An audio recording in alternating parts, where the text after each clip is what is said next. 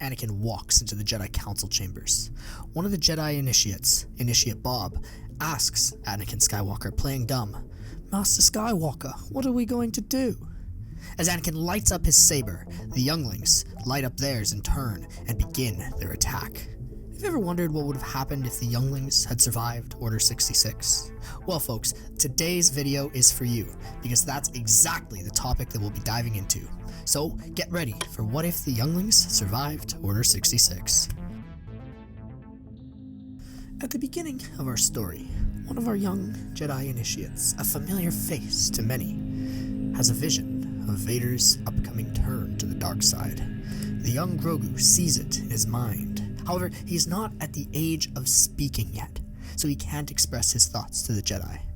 One youngling though, Breya, the one who took care of Grogu every now and again and had a close relationship with the young child, can communicate with him through the Force. She can see his visions, she understands what's going on inside of his head, and she feels a deep sense of impending doom when she looks into Grogu's mind. So she tells the other younglings about what she's seen, and they believe that it would be prudent to tell the Jedi Masters what is going on. However, when they go to Yoda and when they go to their instructors, nobody believes them. He jovially tells them to be wary of looking into the future and not to worry about such things. Even though they know that what's coming is true, they can feel it inside of their souls. However, these younglings, they still prepare because they know that what they've seen is true. Knowing that they won't be able to defeat Vader when the time comes, the younglings instead come up with a plan to defeat the all-powerful Skywalker that involves them escaping. This would be the ultimate test of their young intelligence and Force abilities, and this would prove whether or not they deserved to live. In Ewok fashion, the younglings go out under the cover of darkness when the Masters wouldn't see them out and about, and they start to set up traps for the clones and for Anakin Skywalker. They begin to rig tripwires, they put buttons down that would trigger pressure plates that might have trapdoors underneath, or perhaps trigger an E-web that would be nearby. They put down other things and other distractions for the clones so that they would be able to get by and escape quickly. Many of them involve things such as thermal detonators, pressure plates, or trapdoors, and the younglings are very pleased with their performance in this regard. They feel like clones, going about and participating in the war, the demolitions experts like Wrecker and Scorch. The younglings also begin to train extremely hard to read the old Jedi text to see if there are any old traps and tactics that they could use to at least slow down the invasion. Their sudden interest in war tactics and their increased enthusiasm in training impresses Kelleran Beck, who's in charge of their training. However, he discovers late at night that the younglings are laying traps underneath his nose. When he discovers them, the younglings start to defend themselves by talking about their findings and about Grogu's vision that Breya had discovered. Kelleran Beck then figures that the younglings might be onto something, and he listens to them. He starts to take precautions himself for the attack, readying himself, training, and meditating. He also brings up his concerns about the younglings and their visions to the Masters, saying that he had never seen any behavior like this from them before. However, once again, they're dismissed because the Jedi are too arrogant to think that they could ever be usurped from power. Mace and Yoda pretty much laugh at Kelleran Beck, saying that he's indulging the fantasies of children, and that he should be telling them not to look into the future, and not to rely on their visions. Kelleran Beck is not angered because he's a good Jedi. However, he does take an extra second late at night to begin his meditations that day. On the day of Order 66, the younglings are escorted to the Jedi Council chambers by Kelleran Beck. They then wait after having been prepared for what was to come. Slowly, they hear their traps are activated with the clones. Some of them fall through trapdoors, some of them are zapped by secret E-web cannons that were sparked by tripwires, and others are simply bonked in the head by rocks and other things. They hear the clones crying for help. Their plan is working, but they still can't stop Skywalker, who senses each and every one of their traps as he moves through the Jedi Temple, slowly, swiftly, killing everyone that he sees. When Anakin enters the Jedi Council chambers with the remaining 501st, the younglings don't hesitate to move. One of them lifts up a chair with the force and throws it towards Anakin's face, causing him to stumble backwards in surprise.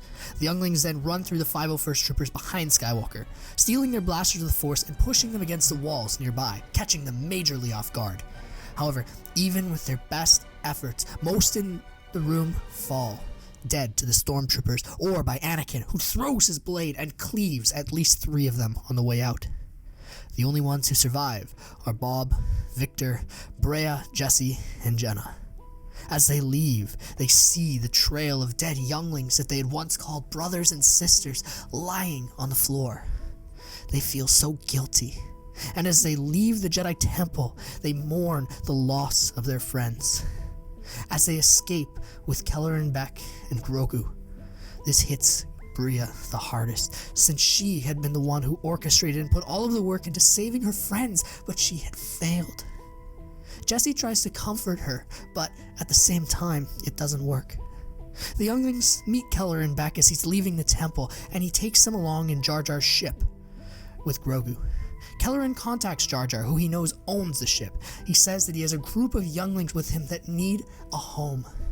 Jar Jar suggests that they go to Otunga for safety, his home city, knowing that the Gungans will gladly accept Jedi refugees due to their role in the liberation of Naboo and their peace with the Naboo of Theed. So, Kelleran takes the Jedi younglings to Otunga, including the young Grogu. They're welcomed with open arms.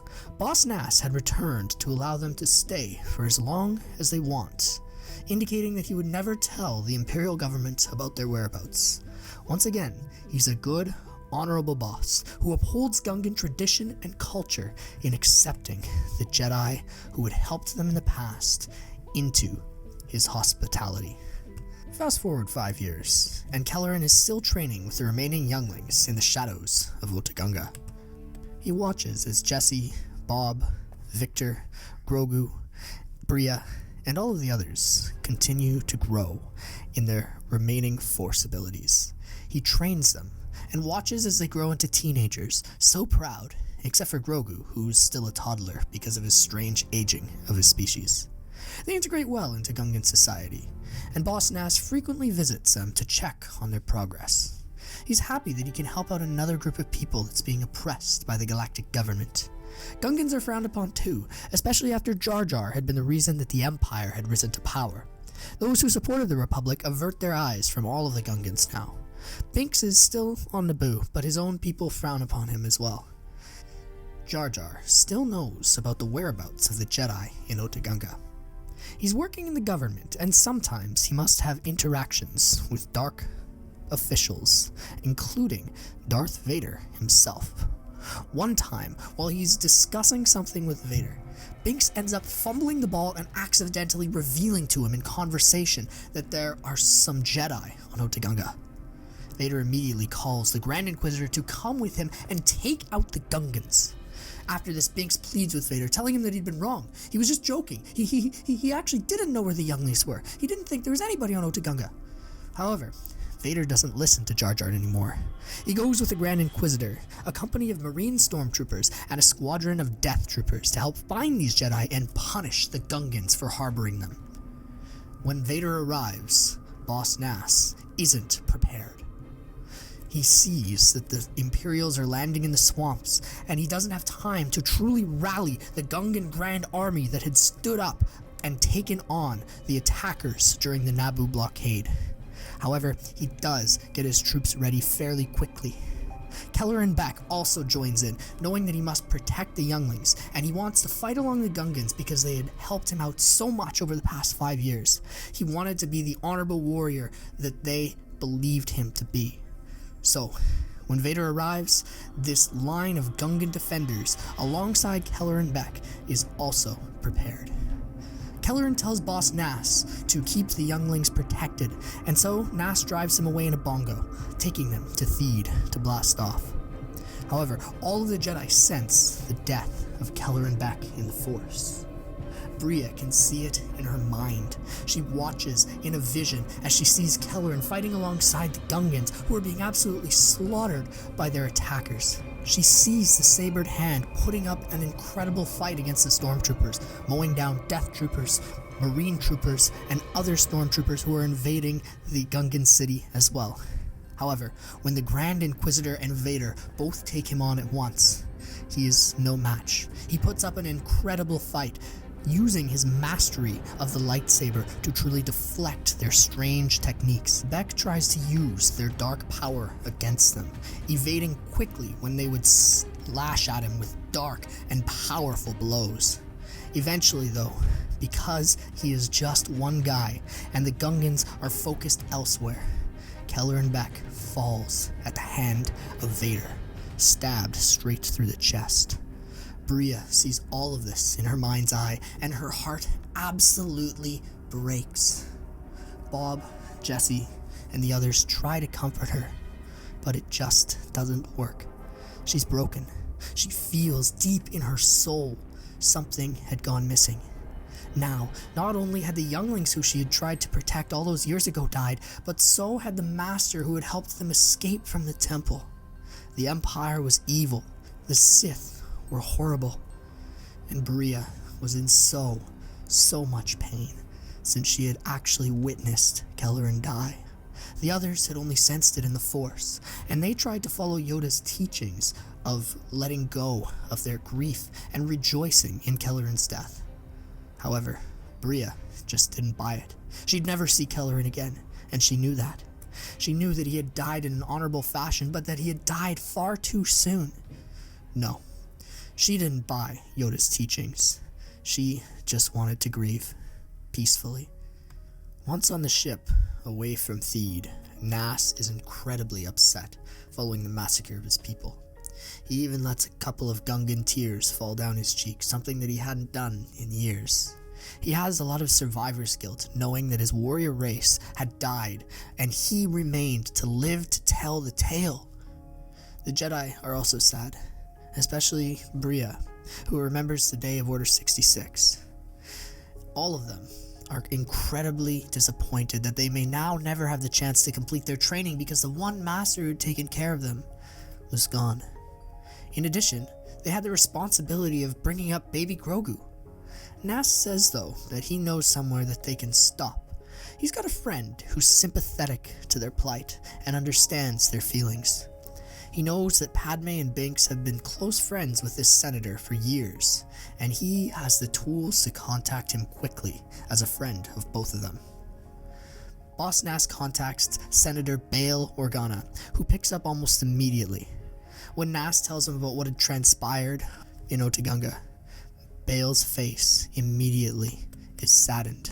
He can tell that this senator is not pleased with the Empire's actions. Bail tells him that they would be welcome in his household, and that they can resettle on his planet.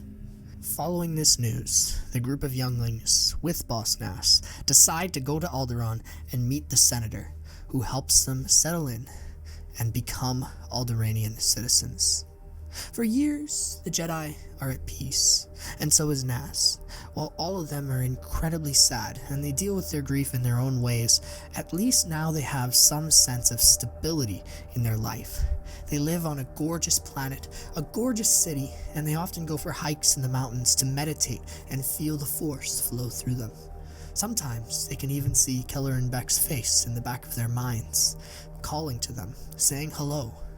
They use their visions as ways to comfort themselves. Bria, however, sees different things. She sees in her mind's eye her crushing Vader, her defeating the Dark Lord of the Sith. She sees her revenge for the man who had absolutely demolished everything that she had loved. She sees it in the back of her head, and she tries to push it away, knowing that this was not the Jedi way. However, secretly, she entertains these dark thoughts without letting her youngling friends or Boss Nass know. Boss Nass, in the privacy of Bail Organa's home, ends up continuing to partake in many of the Gungan traditions. He still slobbers everywhere when he talks to people, and folks typically try to avoid him exactly for this reason. However, he's respected. People know his trials. They've seen what had happened to his people, and they believe in his redemption. They hope that he can find some peace one day, and that his honorable soul would find some rest. Bail Organa even tries to address to the Senate that Otunga had been absolutely slaughtered by Imperials who believed that they were doing the right thing in trying to find some Jedi survivors, when in fact they didn't do the right thing. They had caused a genocide of an entire population, and now the Gungans were there and depressed. They were saddened, they were traumatized by the loss of their people. They had nowhere to go. Otunga was in ruins, and the Imperials had essentially outlawed their belief system. Many of them are not pleased. Some of them had managed to escape to Theed, but most were dead, destroyed, passed on into the living force. A lot of the senators sympathize with their plight. However, there's nothing that they can do. Others are paid off by big corporations and Imperial officers in the high ranks of the military, so they simply decry this as an attempt to defame Emperor Palpatine and his glorious regime by a senator who had been proven to be very anti-imperial in the past. Bail Organa shakes his head, knowing that even though he brought this up, nothing would be done. Nothing was ever done, because the Emperor simply didn't care. He doesn't care about the plights of his people, and nobody else seemed ready to challenge his rule. While this debate is going on, the events of A New Hope begin to play out, and Leia Organa is captured by Darth Vader and brought to the Death Star, which has just been tested on Jedha. It's here that Tarkin decides a demonstration of power is necessary for the new superweapon, so it begins to approach Alderaan. This time, it's Victor, Bob, and Jenna, three of the younglings, that see this monstrosity in the back of their minds. And so, because of this vision, they go and warn Bail Organa, who is still on the planet at this time. Unlike the Jedi Masters, Senator Organa actually trusts the Jedi, because he had seen what had happened in the past, and he knew of their latent Force abilities. Bail Organa also knew the destructive potential of the Death Star due to his conversations with Jyn Erso on the Yavin base. So, the senator and his wife begin to issue an evacuation order for their planet, knowing that the Death Star was coming soon. Boss Nass and the Jedi Younglings, who are now teenagers and essentially Padawans, are starting to help with this evacuation order, knowing that they could help save billions of lives if they were successful in this task. As Boss Nass is rounding up some of the Alderanians to put into the ships, he does his signature head shake.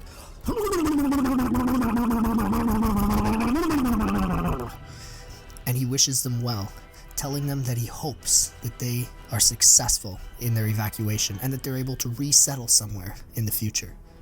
As the evacuation is taking place, however, the Death Star emerges in the sky above Alderaan, essentially a new moon to the planet. Immediately, many of the ships jump into hyperspace, recognizing that this was what the younglings had seen in their visions. They narrowly escape the wrath of Vader and Tarkin. Vader can sense the presence of Force sensitives nearby. When Tarkin orders the apprehension of the remaining dissidents, he activates the tractor beam of the Death Star on full power, pulling all of the smaller ships into various hangar bays within the interior. Another presence that Vader recognizes is the elusive Boss Nass, who he knew from his childhood. Vader ends up finding Nass with the former younglings in one of the hangar bays. He ignites his saber, clearly looking for another chance to slay them. This time, he would not let his prey escape like they did at Otunga. Boss Nass, who had brought his boomas and shield with him, lets out a powerful, slobbery battle cry. I'm gonna do it again, guys, get ready. In typical Gungan tradition, and he throws one at the Dark Lord, which momentarily cripples his suit due to the electric nature of the plasma balls. Nass tries again, but Vader catches it with the Force in the air, holding it for a moment before crushing it with the Force. Then, not wanting to ever see this insolent Gungan again, he raises him up and snaps his neck in a Force choke. Nass dies knowing that he had had an honorable shot at avenging his people, and that this time he hadn't run away.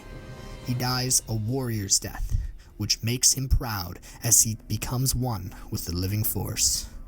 After Nass's death, Vader fixates his attention on the former Younglings. He finds them, and he is ready to use his Jedi killing ability to absolutely demolish them.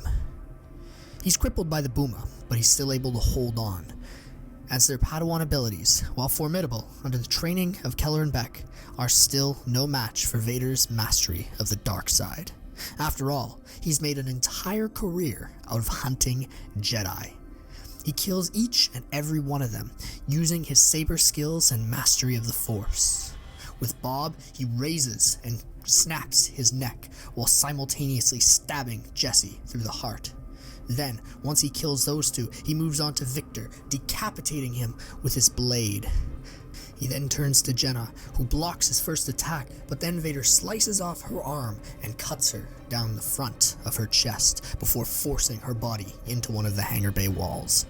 While Vader's doing this, he taunts their failure to save their friends at Order 66, and this absolutely enrages Bria, who had been the one who had essentially organized that entire defensive attempt. Bria immediately falls into a fit of rage, and she dives into the dark side of the Force for the first time after entertaining the thoughts of revenge on Vader in her mind. She attacks him with rage, and she wants to defeat him handily. She manages to actually do a little bit of damage to the weakened Vader, slicing his life support across the chest. Vader is impressed with her abilities, and he believes that she would make a fine addition to the Inquisitorius. So, rather than killing Bria, he ends up knocking her unconscious and carrying her body with the Force back to one of the prison bays, knowing that he could manipulate her into hunting down other Jedi. Because the Younglings were the ones who ended up helping the Alderanians in the organization of their escape, Senator Organa takes Grogu, making sure that they would not be pulled into the tractor beam. He is one of the people who managed to escape Alderaan before the Death Star blows it up. And with Grogu and his wife, he goes back to Coruscant, ready to tell the Senate about what had transpired on his planet. At the end of the day, Tarkin still decides to show these people a lesson, and he blows up Alderaan, ensuring its destruction. This is his message to the rebels, that their behavior would not be tolerated. When Senator Organa and the escaping Alderanians managed to get away, they raised the alarm about what had happened with the Death Star on their planet, stating that many people had been locked aboard a new superweapon and that Tarkin had reduced their world to absolute rubble. Bale also mentions the bravery of the Younglings, who were now Padawans and who had become one with the living Force, and he tells the tale of Boss Nass, who had bravely helped his people after the destruction of Otunga. Naturally, the Empire spins this as some type of mining accident, claiming that they were also deeply saddened by the tragedy, and that Bale's attacks on the Empire were nothing more than rebel propaganda. Tarkin's use of the Death Star in such a public manner before Palpatine could reveal it to the galaxy irritates the Emperor slightly, but he rolls with what he's able to. He makes a public address saying that he will send government aid to the systems that house Alderaan refugees, and he makes himself appear to be a benevolent dictator once again. However, anti-imperial conspiracy theories are circulated heavily after this moment, and the rebellion gains far more influence than it had in the galaxy before. Because of this, rebel recruiting with the Alliance ends up skyrocketing, and there are many more people at Yavin who are ready to defend their cause. The Death Star still explodes because of the brave actions of the people there and those of Luke Skywalker, who still ends up going on his journey to Yavin with Obi-Wan Kenobi. The galaxy begins to wake up to the Empire's wrongdoings, and civil war still spills over into the galaxy. There would be no peace as long as Republican ideals of freedom, democracy, and regional autonomy were maintained. The Imperials had to be ready for anything, and they certainly couldn't be ready for the fury that was stirred in the hearts of many people after what occurred at Alderaan. This had been their gravest mistake, and now the Empire would surely pay even more than it already had. Hey there folks, now's the time that we transition into the Ask Anything period from the Discord server. Again, if you have any questions, I would recommend joining so that I can interact with you and see what you have for me. So today's question is from Darth Malgus, who's one of our mods in the Discord server, and he was asking me what is my favorite dish and why. And I had to specify dishes in food or dishes in plate. Haha, but it was kind of funny. Anyway, my favorite food or my favorite dish has to be my mother's spaghetti and meatballs with Parmesan cheese and Caesar salad. It's just so perfect. I also like it in meat sauce as well. Oh, just so delicious. Fills me up every time, especially when we have garlic bread and there's chocolate milk on the side. Oh, just absolutely stellar. You know, of course, I feel obligated to say that bantha stew is also absolutely incredible, but I think that my mom's spaghetti just absolutely beats that. It's always been one of my favorite meals, and it still is to this day. I always ask for it when I visit home, because I'm living away from home as a university student now. So it is definitely, probably my favorite meal. If you guys have a favorite food, I'd love to see what it is in the comments below. Again, thanks for watching today's video too. It's always such a pleasure making content for you, and I would encourage you all, if you like our content, to join our Discord server so that I can interact with you guys more frequently, and that I get more of your questions for the Ask Anything period. Your what if videos also might be selected for our channel as well. If you guys enjoyed this one, I would encourage you to tap on this video as well. What if Anakin died during Order 66? That one's a doozy, and I think that you'd like that one as well. So, I hope that all of you are having an absolutely bantha-tacular day so far, and that it continues to be bantha-tacular. Along with that, as always, I hope that each and every one of you have had your daily delicious dose of bantha stew. Cheers, folks, and have a great rest of your day.